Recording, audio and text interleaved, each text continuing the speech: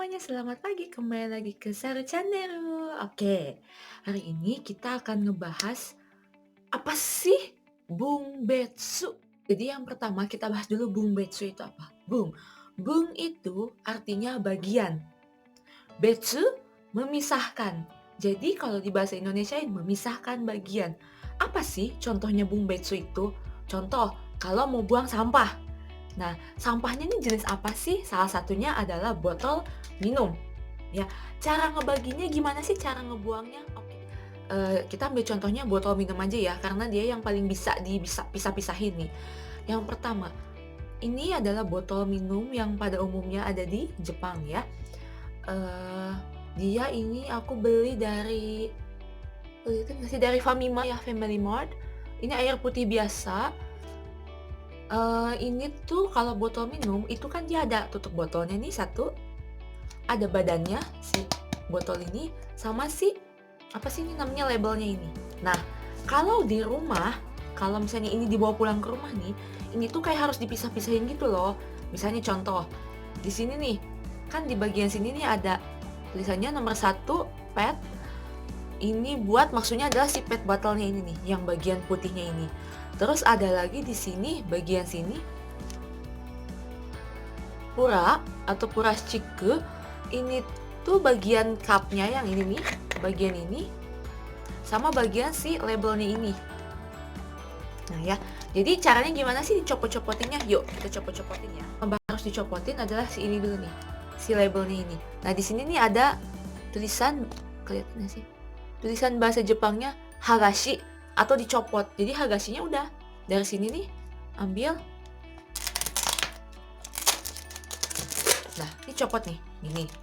Terus yang kedua kan tadi di bagian sini di labelnya, yang bagian pura itu ada ini sama si cup botolnya ini. Udah, ini kita buang juga. Nah, jadi yang ini, yang dua ini nih, ini masuknya ke sampah plastik. Yang tadi bahasa Jepangnya purashiko. Nah, kalau yang ini, si hongtai ini, hongtai itu apa ya? Badan botolnya ini dimasukinnya ke dipisahin lagi, itu namanya buat sampah apa ya namanya? Petobotoru atau pet bottle ya, atau botol plastik lah gitu ya. Nah, kalau di aku ini tuh dibuangnya ke plastik warna biru. Ada khusus plastiknya warna biru. Cuma sorry nggak bisa aku tunjukin karena itu bagian dari privacy ya, bagian tempat sampah juga aku masih takut buat nunjukin rumah gitu ya di sini gitu. Ini dimasukin ke plastik warna biru, nanti aku insert deh plastik warna birunya kayak gimana. Terus yang ini juga dibuangnya ke plastik warna biru. Tapi kalau di pas bagian pembuangan sampah itu tuh dikeluarin dari plastik birunya. Jadi ini dikumpulin lagi sama botol-botol yang bentuknya kayak begini. Udah tuh digeletakin aja di situ. Nanti diambilnya kalau di aku itu biasanya tiap hari Sabtu atau Minggu. Jadi nanti ada petugasnya gitu Sabtu atau Minggu, dia ngambilin ini nih. Kalau yang ini kan sampah plastik masuknya. Sama kayak sampah plastik bungkus ciki-ciki gitu loh. Nah, ini tuh dibuangnya kalau di aku itu hari Selasa. Jadi setiap hari Selasa sebelum jam 8 pagi ini harus sudah dimasukin ke sampah plastik yang warna biru itu. Tapi ditaruh sama plastik-plastiknya ya, si kantong plastik biru itu. Nggak dikeluarin kayak yang ini nih.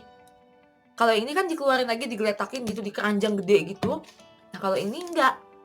Ini di plastik biru, terus dikumpulin tiap hari Selasa dan jam 8 gitu. Sebenarnya sih kalau Bungbetsu yang lain tuh sebenarnya banyak, cuman karena terlalu gimana ya, kalau di Indonesia kan semua sampah udah aja jadi satu gitu kan, buang gitu. Nanti yang ngambil kalau nggak sorry ya, kalau nggak pemulung atau petugas kebersihan yang dari sekitar gang atau komplek gitu yang dibayar biasanya tiap bulan ya, itu kan biasanya udah kan semua sampah buang aja begitu.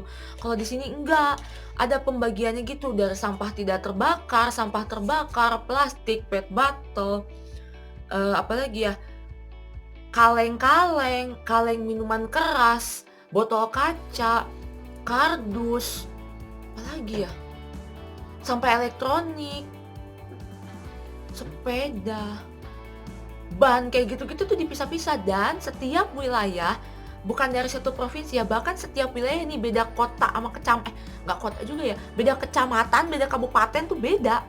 Misalnya yang kabupaten sebelah sini Hari Senin buang sampah terbakar, di kabupaten gue belum tentu, di kota yang sebelah lagi belum tentu. Bahkan jalan beda dikit nih, beda dikit aja, jalan setengah jam aja udah beda semua. Bungkus plastiknya beda, tempat buangnya beda, hari ngeluarinnya beda, jam diangkut sampahnya beda, semuanya beda-beda. Jadi pindah tempat tinggal di Jepang tuh nggak sesimpel kayak, ya udah pindah-pindah aja, tinggal kenalan sama tetangga, enggak. Harus ngapain lagi, hari pembuangan sampahnya gimana, pembagian sampahnya gimana, plastiknya warna apa, belinya di mana, itu harus dihafalin lagi. Jadi nggak sesimpel, ya udah pindah-pindah aja, nggak sesimpel itu. Soalnya sampah pun dipikirnya sedemikian rupa, itu bedanya. Jadi nggak bisa sembarangan. Kalau misalnya ada yang nanya, apakah di Jepang tetap ada sampah sembarangan? Ada mah ada, tergantung dari orangnya sekali lagi ya. Ada mah ada, tapi nggak kayak misalnya, habis jajan ciki apa gitu, misalnya di Famima atau di 7-Eleven gitu, buang aja gitu, semuanya buang gitu, enggak. Paling ya orang-orang yang, you know lah, yang kayak gitu doang, tapi itu pun paling satu 2 ketemunya gitu, dan itu pun kadang-kadang nih, karena orangnya semua pada cuek, itu kadang sampah, apa ya biasanya ya, kaleng kopi deh biasanya, kaleng kopi yang kayak Coca-Cola gitu yang gitu bukanya, itu bahkan ada yang sampai karatan didiemin.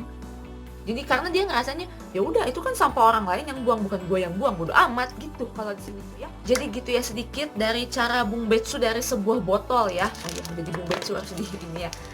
Jadi itulah cara ngebungbetsu sebuah sampah. Salah satu contohnya adalah pet bottle ini ya.